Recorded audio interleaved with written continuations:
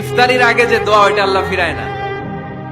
ইফতারি করার আগ মুহূর্তে আমরা যে পেঁয়াজু, আলুর চপ, বেগুনি, হ্যাঁ এগুলো খান আপনারা?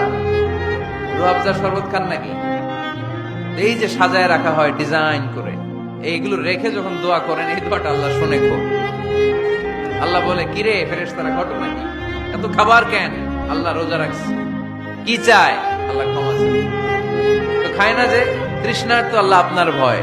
আমারা দেখছে না, আল্লাহ আপনারা দেখেন, জান্নাত দেখেন, আমার জাহান্নাম দেখেছে আল্লাহ কিন্তু জানে, তারপরে ফেরেশতাদের মুখ থেকে বের করা হবে। সুবহানাল্লাহ পড়েন। আমার জাহান্নাম দেখেছি কিনা বলো? ফেরেশতারা বলে না, জাহান্নাম দেখে নাই। আমার জান্নাত দেখেছে কিনা বলো? জান্নাতও দেখে নাই, কিছুই দেখে নাই, আপনারও দেখে নাই। আল্লাহ এবার খুশি হয়ে যাবে। আমার খুশির জন্য, আমার ভয়ে তৃষ্ণার্ত ক্ষুধার্ত সামনে খাবার হাত